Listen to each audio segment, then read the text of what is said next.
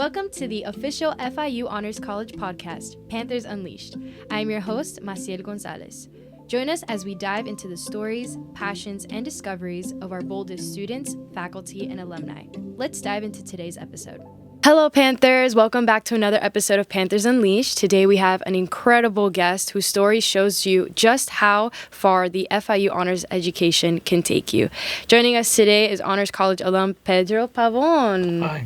Welcome. I'm here. Hi. Thanks for having me. Super excited to be here. I'm excited for you to be here too, and just to get this conversation going. Let's rock it. Let's do it. So, of course, with every guest that I bring to the podcast, I'm always going to introduce them to you guys, just in case you don't know them. So, Pedro is currently the Global Director of Monetization and Ads Privacy and Fairness Policy at Meta, where he leads and coordinates policy work on some of the most pressing issues of our digital age, from privacy and fairness in advertising to equity and inclusion in the metaverse.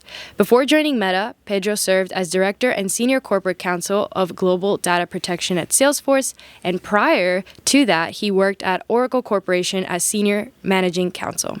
Before his mark in the private sector, Pedro had a history in public service, serving as counsel to the Assistant Attorney General at the U.S. Department of Justice as an attorney advisor at the Department of Energy. Pedro is also a professor of data privacy and information security law, a frequent speaker and writer on issues like artificial intelligence, which is very, very relevant in today's day and age, blockchain, digital advertising, and the host of his own podcast, the Data Protection Breakfast Club. His expertise and his voice in the field makes him a leader not only in technology and policy, but also in the conversation of about the ethical use of data and AI in our lives.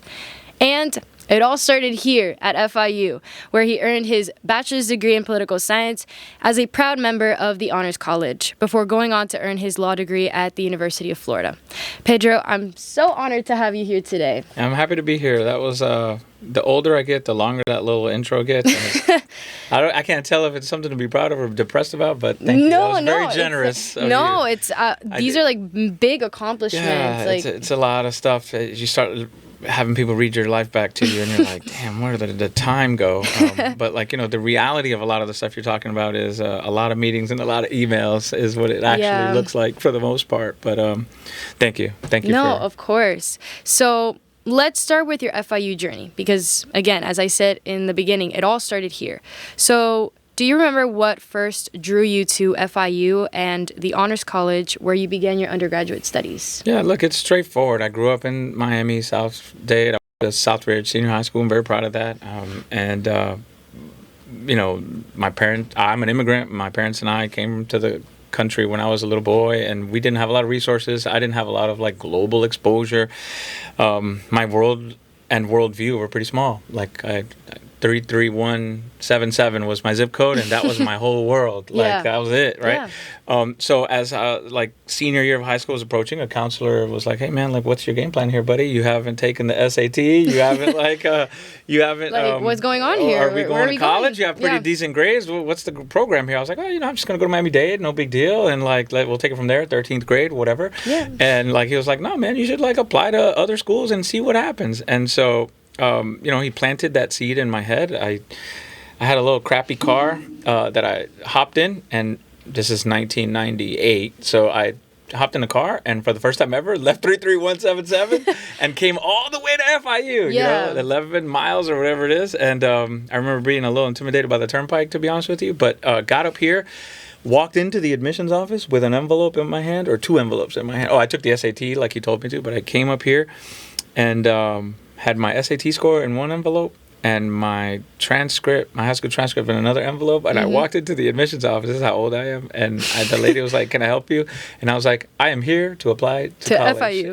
To college. And she was like, they have the internet for that, I'm like, I don't have $20. I don't have a credit card. This is it. And I gave her the envelopes. She took them back somewhere. She came back. The dean's name at the time was Louis Farnsworth, if I remember correct. He invited me back to his office, and he said, "Congratulations, you've been admitted to FIU." And I guess my transcript was good, my SAT was good enough, and I got a scholarship. And one of the things that I got was an invitation to join the Honors College. I had no idea what it was. Yeah. And I knew what honors courses were like in high school and stuff like that, obviously. So I assumed it was something like that, but it turned out to be something completely different. So I think actually I had an honors college scholarship is what it actually was. And so I joined the honors college with not a lot of know-how about what I was getting myself into. And like, now 25 years later or whatever, when I think back to college and like what are my fondest memories in class, it was for sure some of my honors college classes, because they were eclectic, they were like multidisciplinary. I don't even like that term, but like they were just like this amorphous experience of like lots of different sensations and different topics, which is exactly what I think like a mind like mine needed, because I had such little exposure to the world, right? Yeah. It's some of my fondest memories. So what brought me to it was sort of like a surprise, but I'm glad it landed on my lap, and that I joined, because like I said, when I think back to undergrad, I don't remember my statistics teacher or class. I'm sure she was fantastic, or he, whatever. But I remember a lot about my honors college courses. I remember my professors. I remember like the movies we watched, the topics we discussed, etc. No, and I completely agree. As an honors college student myself, I feel like my honors courses are the ones I look forward to the most. Sure. And no offense to all of my other professors, shout out to all the academic organizations. I just look forward to them because the curriculum is not like any other course. It's so different. It's so diverse, and you're doing so many different things. Like it really challenges your mind. Agree. To like 100%. open yourself to like new concepts, new ideas, new opinions, and that's what I love most about like all these courses. Yeah, it's like non-rigid, fluid curriculum. Yeah. Taught by absolute experts is increasingly an undervalued thing. I've been a professor for a long time now, and like a lot of courses are very like technical oriented. Yeah. And yes, technical know-how if you're going to go into a technical field or any field, but like you also need to like cultivate an unlocked mind. There's a lot of risk in like thinking of yourself as an expert, because then you're not really open to new ideas. I think the honors college was the like antidote for a lot of that. And I hope, and from what I'm hearing from you, it's still that way now, and that's cool, man. No, definitely. And continuing on the courses and all of that, do you feel like there were any specific courses or experiences or even professors that in the honors college that you feel prepared you for your role now in Meta? Yeah, like obviously there wasn't like any specific class where it was like, oh yeah, the thing I learned in that class I apply at work every day. What I would say I definitely carry with me more is this idea of like a beginner's mindset. Like every class that I took in the honors college, I didn't know anything about the topic, or I knew very little about the topic. And so, having to be comfortable in being a beginner at everything is something that I not only like embrace now, but actually like, I don't want to use the word force, but like intentionally ask my team members, the people who work on my teams, to do, which is, I got it. You've got a PhD from MIT. You're the smartest luminary on this thing. I need you to walk in, and I need you to turn all of that off, and I need you to like be novel and be open to new ideas, and listen to people who might not have your level of experience or expertise, and try to see if we can be creative, because I think creativity comes from that beginner's mindset. And so that's probably the thing I take the most away, on a sort of like less philosophical level and more sort of like artistic level, or just more like culturally cultivating level. I remember I took a class, and I wish I could remember what the title of this class was, but I don't. But we had like a 1-hour lesson on like abstractionist painting, which I didn't even and Picasso and things. And the painting that the professor used, this was around September 11th, so war was on everybody's mind. And conflict, and there was a lot of fear in the air. And the painting that the professor used to walk us through the lesson was Guernica by Pablo Picasso, which is this like painting of a very abstract painting of like conflict and violence and war.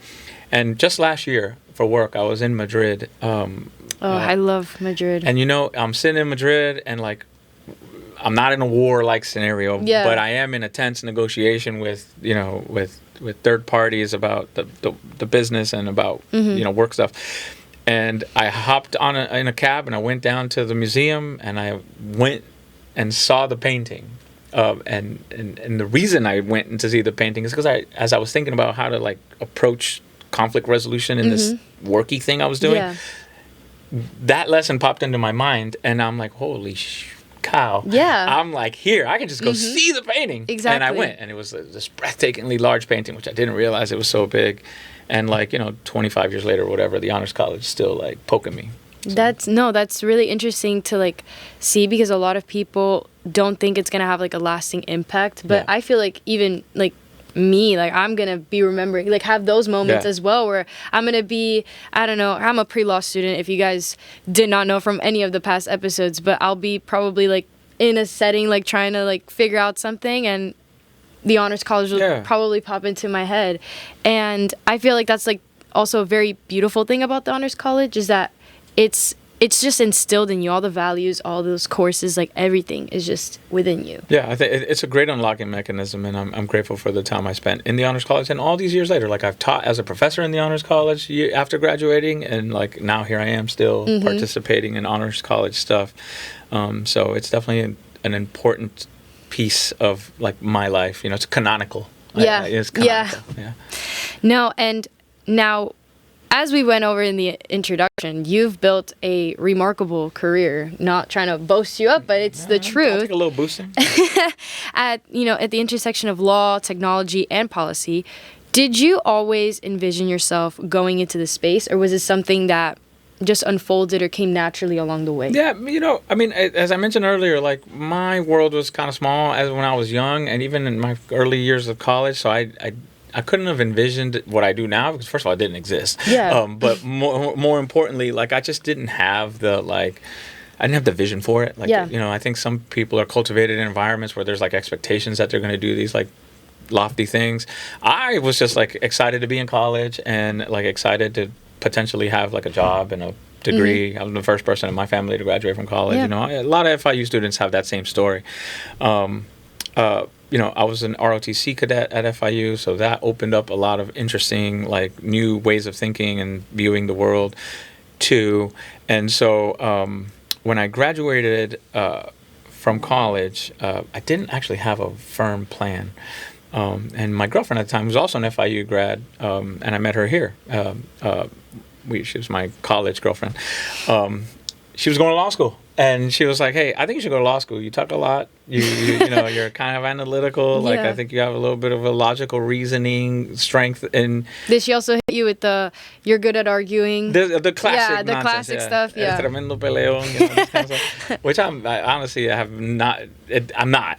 Probably was back then. Anyway, long story short is she encouraged me, so I'm grateful to her for doing that. And I took the LSAT sort of like kind of quickly out of nowhere with her, and did fairly okay, and that encouraged me even further, and I applied to some law schools and then got there. When I got to law school, I had spent some time in the Army. Like I'd been a couple years out of college at that point, and I'd become interested in like the intersection of like constitutional rights, like civil liberties, and technology. And like technology was starting to take over everybody's life. Like iPhones were on the way, like texting was mainstream, like all of that we take for granted now, but all of this was like emerging in like the late 2000s.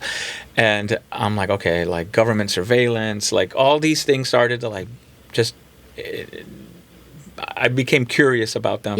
And so in law school I started to get this notion that like I might go down a path like this. I didn't know how, but I thought I would. And then luckily for me, when as my career developed, I looked for, sought, and sort of took advantage of opportunities that put me in places where I could start to cultivate this career bit by bit. But I didn't see the end game. I just knew like, all right, like it kind of came like piece by piece. Yeah, and then you look back and go, oh, there's a whole thing here now, right? Like, so, because if you're like, I want to be the director of the thing, like that's kind of like a weird thing to aim for. Yeah. The most important thing is like, okay, what can I do next that sort of like advances this abstract goal that I have, or this abstract vision, and like, okay, we'll take this class, or take this certification, or go meet this lawyer who does something that sounds like something you're interested in, or go to this conference, or apply to this firm, or take this not job, but like take this detail in the government and work on some cyber stuff and whatever.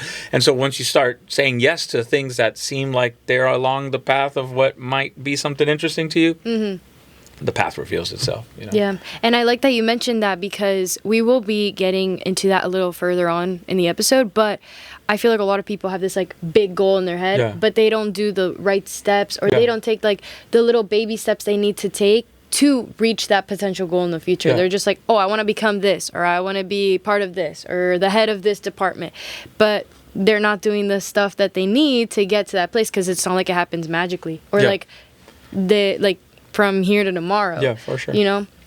So I really like that you mentioned that. But we've been throwing out a lot of like big terms and all of that. So how would you explain the work that you do at Meta to someone who like is outside of the tech and legal field? Yeah, look, I mean, I work at a company that is like at the edge of a lot of interesting things that are transforming the way everyone communicates and interacts and works and does and lives, right? So like AI is obviously at the front and center of a lot of hype and talk and innovation and investment, and Meta is one of the companies that is always talked about in like those conversations. There's also like the metaverse, reality lab stuff, the wearables are there, and then the sort of classic communication stuff like text messaging and social media. All of these things combined are like the company I work for. When a company is working at the edge, at the tip of whatever's next, there's a lot of scrutiny.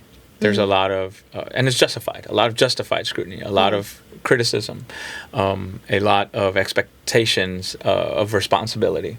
My team is sort of like a hybrid, interesting team. We do public policy work, and that's fancy talk for, we work with regulators and stakeholders on like thinking through what a reasonable and responsible regulatory framework is for the technologies that we're building, right? So like on AI, we partner with legislators, we partner with like external experts, we partner with academics, we partner with politicians, and regulators on just thinking through like, how do we collaborate to make sure that all of this is being done in a responsible way, in a way that the most people can benefit from all of the investment and innovation, but also responsibly. Yeah. And so that is a lot of conversations, a lot of dialogue, a lot of engagement work. Internally within the company, my team partners with like actual engineering teams, actual product teams, legal teams, PR teams, all the teams that build things and that and build stories about the things that we're building. My team works with them to sort of like create convergence between the conversations we're having externally and the expectations that are building around us, to make sure that our business strategies and our product development strategies are taking into account what we're hearing out in the world and that are informing what's happening in the world. So we call it a flywheel. Like that's like fancy corporate talk for like, we have external and internal conversations, and then my team's job is to translate between those audiences all the time and influence how those audiences think about things in ways that like allows us to create the most benefit possible for the most amount of people and do so responsibly. That's my team's job in a nutshell. No, I find that all very interesting, because I mean, I'm sure that there are viewers out there who are pre-law students and you might be interested in tech or tech law, or you didn't know that much like me. I'm not like too familiar, but all of this is like sounding really cool, very interesting, and I'm loving this conversation right now, and I'm sure our viewers are going to benefit a lot from that as well. But you're not only leading in the corporate space, but also teaching as a professor, as a law professor, and hosting your own podcast. Yeah. You're another podcast host like me. How do these different roles complement each other, in your own opinion? Yeah, teaching is my favorite because I'm an adjunct, and I've been an adjunct for a long time. I've been an adjunct here at FIU, and now I'm teaching at Georgia State Law School. I've got a class that I'm teaching in the spring called AI Law and Power, which is about... I think they want me to rename it AI Law and Policy, but I'm calling it AI Law and Power. And it's really about like the intersection of like, government and like corporate interests and the law itself, and this emerging technology that is affecting everything we do and in a lot of interesting ways. What's beautiful about teaching a class like that is I don't think anybody has taught one like that before, or not this exact class. It's not like core curriculum like learning contracts. It's or like Civ Pro. This is something like different. This is Honors College. It's a seminar, and my goal in that class is to learn as much as I teach, right? So obviously I want students to walk away with a fundamental like understanding of like what the intersection of those three topics is and how it affects the practice of law, which is what they're all going to go off and do. and I need that. That's like the main aim of the course. But I think in preparing for that course, it forces me. I remember I talked about beginner's mind to put on my little beginner's hat and like rethink my own assumptions and invite people, other experts, to give me feedback on the curriculum so that like I can make sure it's not like Pedro Stotts and it's more like here's what it is. And so like being a professor, even as an adjunct, is a forcing function if you do it right, for continuing to refresh your understanding of things that you are in. And like for me, that is extremely valuable because it makes me better at my like day job, if you will. And then my day job makes me better at my night job, which is teaching. So like I just think those two things go well together. Now it keeps you busy. You have to like what you do, because if not, you'll hate teaching and all the things. But like I like it, and I love interacting with students. Students keep me fresh and keep me like sharp. They ask good questions. They ask beginner questions that come out of nowhere. That's what I was going to mention too. That with teaching, you're also having all these students who are also fresh minds and asking you these like different questions. They're not deferring. Like they're and making you think yourself too, and like, oh, get those like, you know, wheels turning. It's the best. Get their wheels turning, get my wheels turning. Collectively, we come up with cool ideas, and like, so that's that intersectionality. You know, the podcast came about during COVID. It's, you know, me and my friend Andy Dale, who's my co-host, or we're co-hosts together. You know, we jumped on a Zoom like to do like, remember COVID coffee or whatever. Yeah. And I hadn't seen each other in like a year or whatever, or 8 months, and we're like, man, this sucks. There's no conferences. There's no ways for us to get together. Like, maybe we should just start like hosting these coffee hours. And we did that. And then we started recording them. He posted a couple on YouTube for other friends to see. And then it was like, wait, man, this is like kind of like a podcast. Yeah. So we just rebranded it that way, sort of organically, and it became a podcast. We started like getting people interested in joining us. We started getting like lots of people listening to the podcast and following the podcast and reviewing the podcast, and favorably, thank God. And look, we had like a choice. We could do this like highbrow, like today in Europe they passed the AI Act, and here are the 15 elements of it. Like we didn't make it an academic podcast. We're not trying to teach anybody the practice of law. What we decided to do was like, let's showcase our friends and then guests over time and like what they're up to and how they do their job. Let's keep the conversation loose and human, and make sure that we have something meaningful to say, and that we give space to other people to share their experiences. But really the goal of the podcast is like, we are in this interesting moment where the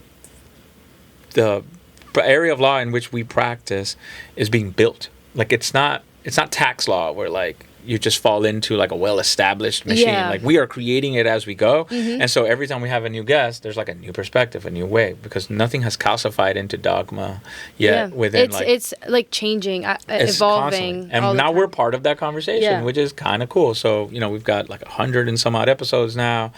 Pretty loyal listenership, and you know, we don't make any money from the podcast. We have some great sponsors.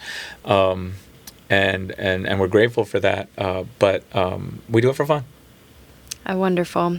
Shout out to TechGC for being a great sponsor. Love that. So, as I mentioned earlier, you've worked both in government and the private sector. What lessons did you take from public service that you apply in the corporate world? Yeah, the biggest, I mean, there's a lot, but like one that I think about often is like, you know, I work in a corporation, we have shareholders, and we're entrusted to them to like, you know, do the things. When I worked in government, it wasn't shareholders, but kind of, and those shareholders are the public. Like you are in a public trust position, and I took that very seriously. And so like one of the things where like it is really important to be transparent and to be responsible is in how you spend money. In government, you're spending tax dollars, you're spending, you know, the people's money. And so when you make decisions about what you're going to invest in or what you're going to focus on, even what you're going to work on, like your own time is being funded by the public. And so I always took that very, very seriously. I think when I joined corporations, I was surprised how sort of like less robust some of that introspection was. But I decided to continue to approach my work the same way I did in government service, which is just under the assumption that people are entrusting me with resources and money and talent and all kinds of things to achieve business outcomes. And I want to do that in ways that like honor the costs to investing in me, which is like trying to be efficient, trying to have a high quality bar, trying to hire the best people, trying to focus on the most important problems, right? Versus like, territory building, like fiefdom building, like which is what happens a lot in companies and large organizations. Well, I'm going to build my moat and protect my moat. My approach is more like, I'm going to focus on really hard problems. Those might change over time. Everybody needs to be flexible. And we're going to try to do it with as like an efficient use of resources as we can. And it's made me super successful in the sense that like people want to work with me on my teams, not because I'm charming and super nice, but because people trust that I will always have my head on a swivel looking for important things that need solving, problems that aren't being addressed that need to be, and that like I am a pretty good steward of the use of other people's time and resources because I learned that in the government. I think that that's really cool, and I feel like that's a good mindset to have, especially in the corporate world, because a lot of, I guess, people in the corporate world now, they get caught up with like other things and like protecting their company, or protecting their team, and you have to do some of that, of course, but but like they get almost like consumed by that, and it's like that's what they're looking, and they kind of forget why they started this whole thing or why they're there in the first place. So I feel like that's a good mindset to have, especially like in your own company and all of that. So I really like that. And now we talked about how students who might be interested in this or like who have maybe the same the goal that you had or whatever, and we were talking about the steps that they needed to take. So for students interested in law, policy, or emerging technologies, right, what would you give them, like what advice would you give them as they pave their own way into their own careers? I hear this all the time from students, like, I want to be a lawyer is the goal. I actually think that's not the best orientation. I don't think when you're aiming and aspiring, you should be doing so for a thing you want to be. I think the better orientation is to aspire and aim for something you want to do. So the simple example there is like, I want to be an astronaut. I don't know that that's the right orientation. Being an astronaut probably sounds like it sucks, right? Like you're constantly in some weird training. Like the act of being an astronaut doesn't seem that fun to me. But listen to this. I want to go to outer space. I want to go to the moon.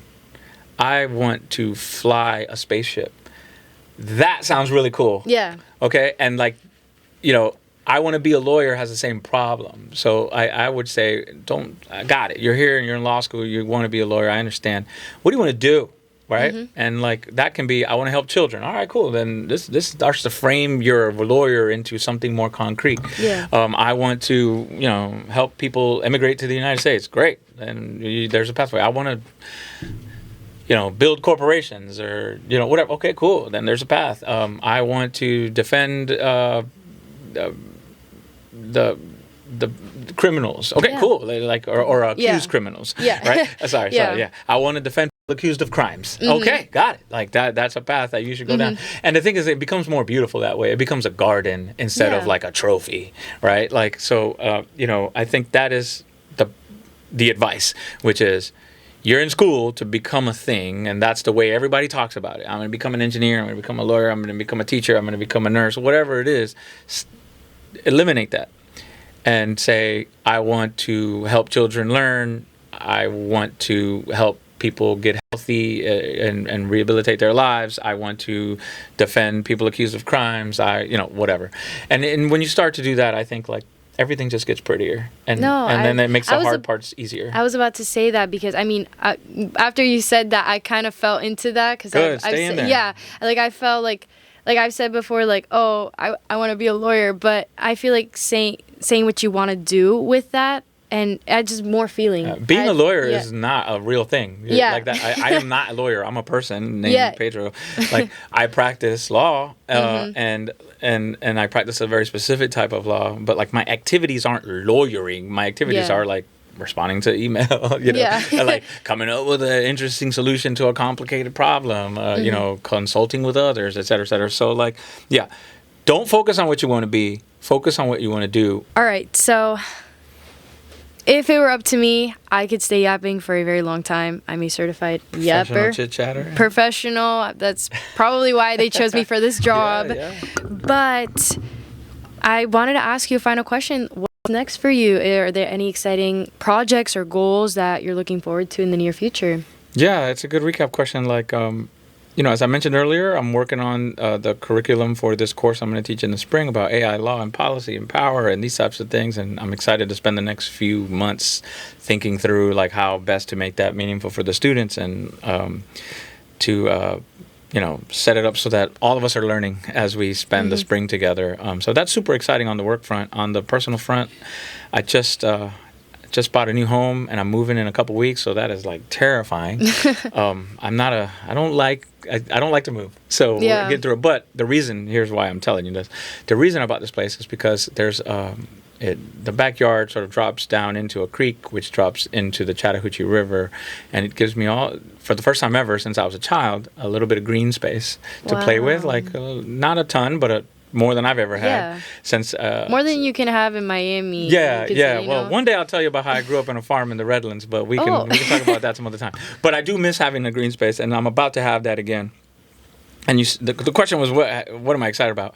I cannot wait to like build a garden. I want to so badly, and have my own like vegetables. Pollinator. I'll graduate into that. I'm going to start with pollinator garden for the flowers and the bees, and depending on how that goes, then I will build out a food garden with some veggies and maybe some fruit. I live in Georgia, so like it's not going to be mangoes and avocados, but like I'll do something cool, peaches and apples or whatever. But this is what I am super excited about, is having a yard and spending as much time in my yard, not thinking about ambition or careers or competitiveness, just planting seeds. Just you and your garden. Me and the garden. You and your garden. I'm pumped about that. Yeah, no, I'm excited for you. Thank you. You have to maybe keep I'll do a us podcast updated. About the garden. Yeah, you have to. Maybe I'll invite you back as like an update. Like, how's the garden going? Let's talk about the garden. So, all right, but anyways, Pedro, thank you so much thanks for having me. This was awesome. Coming into the podcast. And I got my pillow here. Yeah, like both of the Rorys are here. Yeah, Rory's there. Yeah, but your career just shows how the combination of curiosity and hard work and just how the Honors College Foundation can take you to like so many places. If you forget everything I said today, don't be, do. Exactly. And guys, as you always know, I have to plug in all the media stuff, right? So, of course, make sure that you're following us on Spotify and on YouTube at FIU Honors. You can find the podcast on platforms. You can find us FIU Honors, Panthers Unleashed. Follow us, subscribe, give us like 5 stars, all that good stuff. And then also make sure that you're following us at Instagram at FIU Honors, where we post all of our events, recap of events, any fun information. You're going to find everything there. So make sure that you're following us there. And yeah, that's pretty much it for me. And yeah, as always, pause up, Panthers. There it is.